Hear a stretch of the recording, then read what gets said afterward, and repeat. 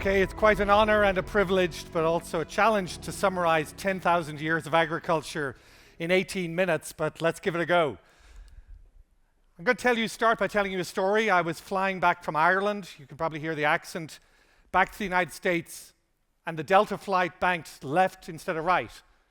So for the first time, I flew over the Boyne Valley. The Boyne Valley, as you can see from this photograph, is very lush. In fact, it was even more lush 8,000 years ago. And it's famous because it's where the first farmers in Western Europe chose to grow their food. What I saw beneath me, and I've used obviously my own crude circles here to show you, Neolithic tombs. Neolithic tombs that are 6,000, 7,000 years old.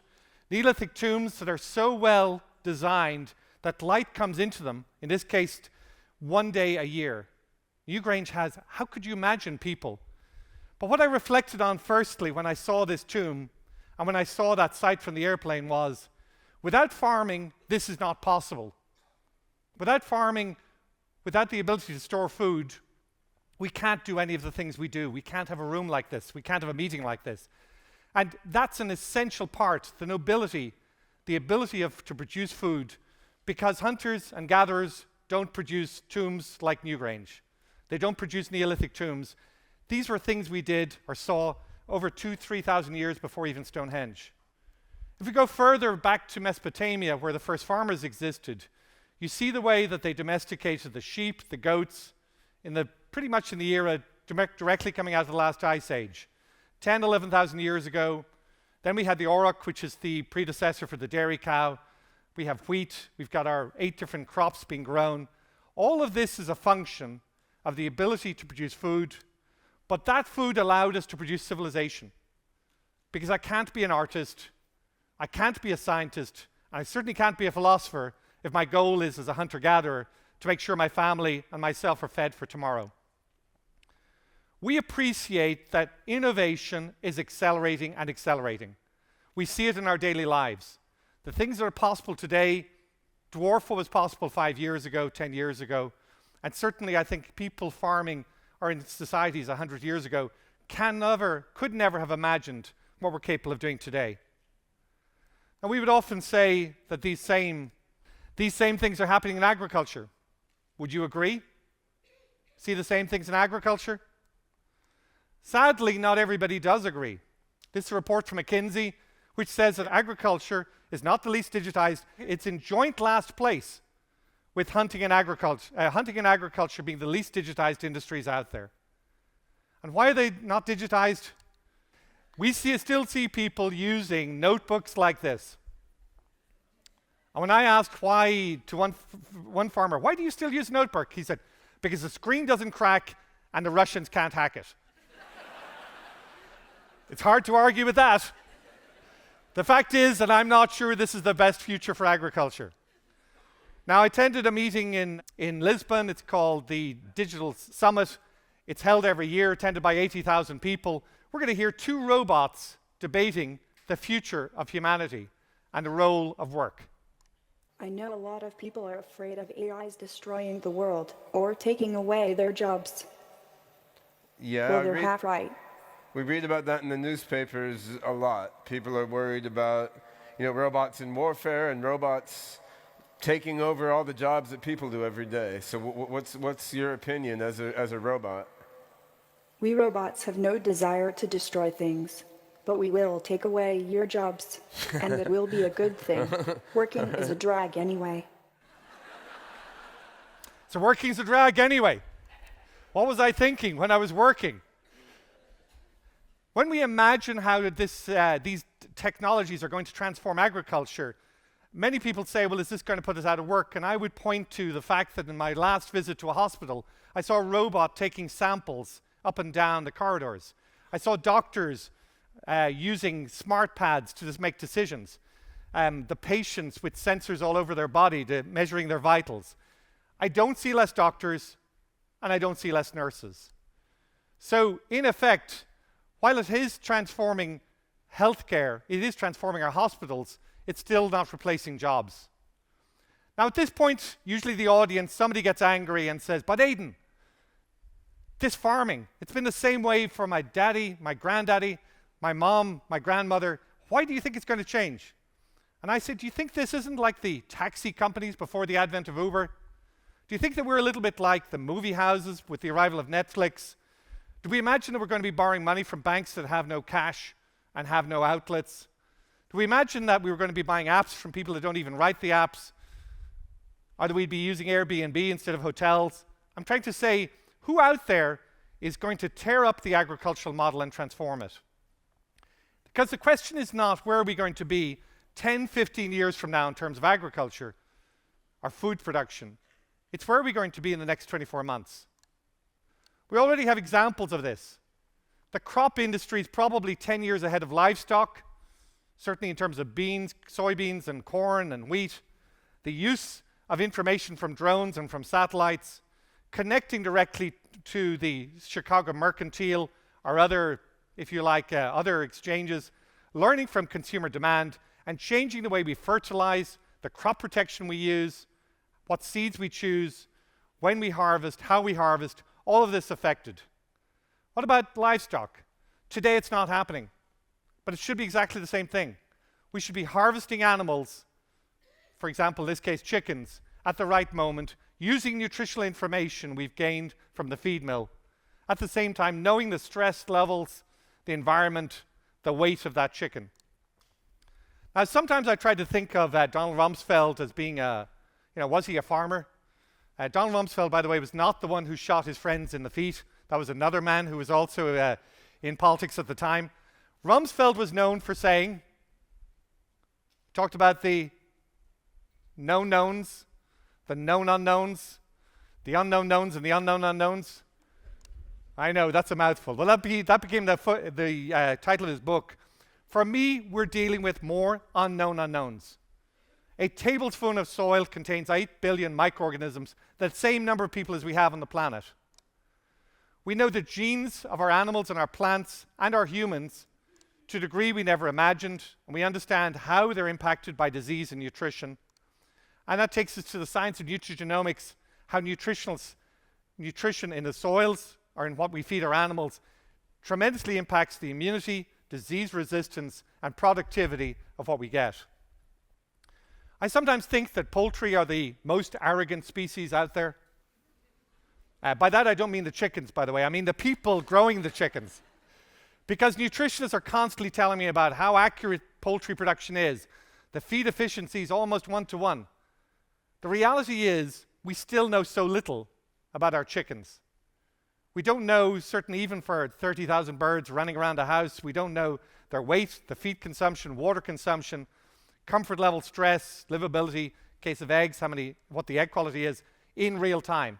And we certainly don't know it on an individual bird level. And the same could be said about air quality, feed quality, safety, traceability.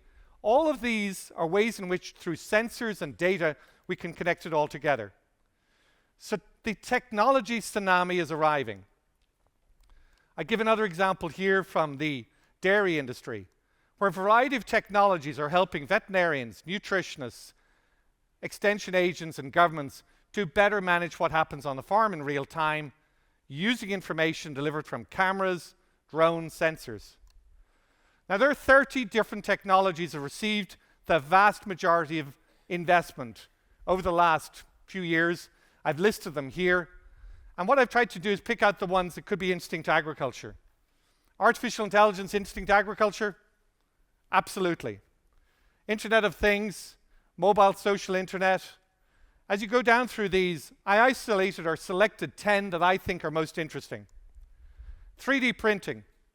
The opportunity to be in Africa and to have equipment such as feed mills or such as for delivering, for processing grains that you purchase internationally, but you have to wait for the equipment, so you have to wait for the part to arrive from Switzerland to the United States.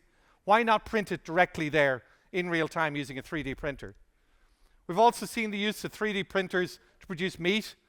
I will not vouch for the quality of the meat, but it exists and it's being done. What about robotics? Much as we'd like to imagine that everybody aspires to milk cows, cut up chickens, collect eggs, and pick strawberries, we are finding increasing issues of labor in our agricultural workforce. Robotics is a very big part of this. Lely de Laval selling robots to milk cows. Some different companies around the world using robots to move around chickens and pick up eggs. One of the world's largest meat company has invested in a robot company for the processing of meats called Scott Technologies. We even see robots being used in terms of grocery stores for collecting, picking, and putting together the groceries to be delivered to our house. And not least the use of soft robots. This is me wearing a soft robot with compressed air. This robot, this exoskeleton, allows me to pick up things 3 times heavier than I could normally.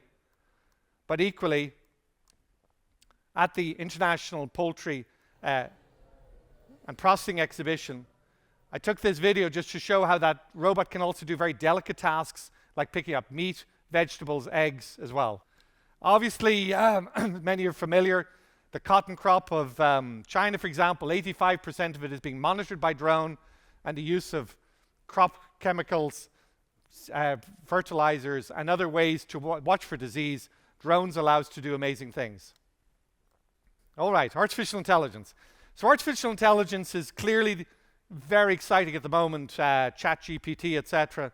As an aside, I saw a podcast by Seth Godin where he said that artificial intelligence was neither. It wasn't artificial, and it's certainly not intelligent. That said, it is exciting to think about how it transforms veterinarian jobs, nutritionists, agronomists, and all of those smart jobs we're doing. This is an example of AI being used in dairy.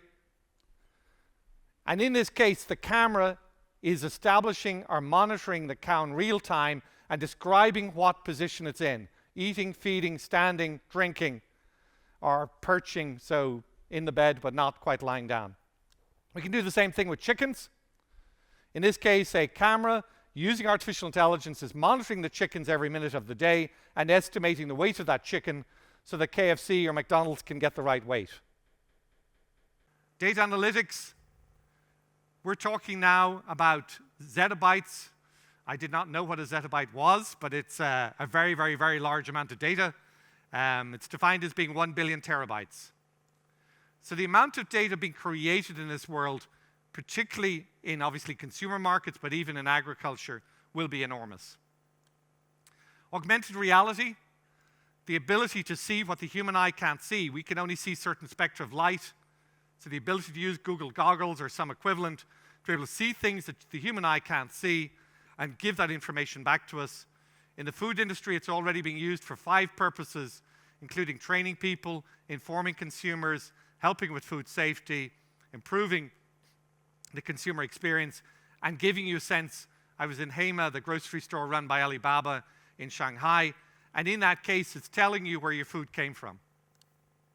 McDonald's is using it in the UK to tell people where the food came from in the McDonald's, so they can go and visit the farm virtually without obviously having to get in a truck or car to go there. Blockchain, when I'm usually with an interactive audience, I ask for a show of hands of who knows what blockchain is. Everybody puts up their hand. Would anybody like to explain it? Nobody puts up their hand.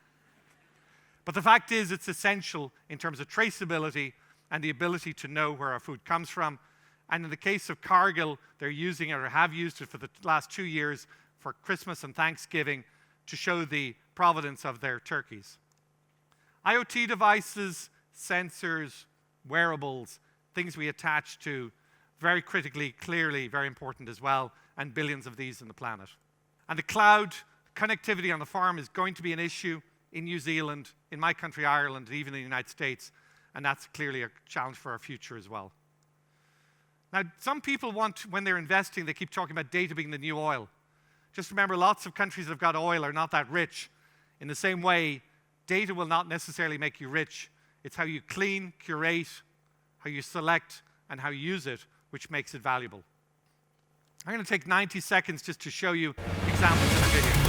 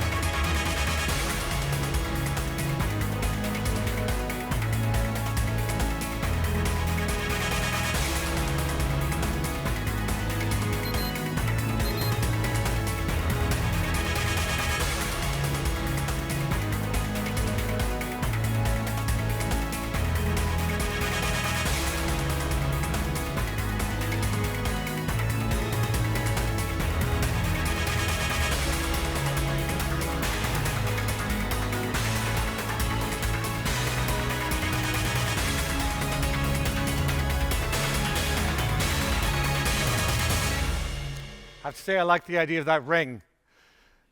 Now, some of us wonder what to pick, and as somebody who has been involved in investing, advising, and obviously speaking at conferences, even written a book, which I believe you're going to see outside, can be free download if you wanted an ebook version of it. Some say that we should think about Mars. In fact, I think this is Elon Musk. He feels we should grow food on Mars, and I'm in favor of sending Elon to Mars.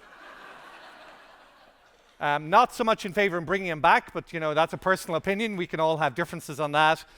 The reality is that the changes that I saw and we've seen, 10,000 years ago there were no farmers. Those farmers allowed us to do what we see today, yet I feel the inflection point is possibly greater today than it ever has been.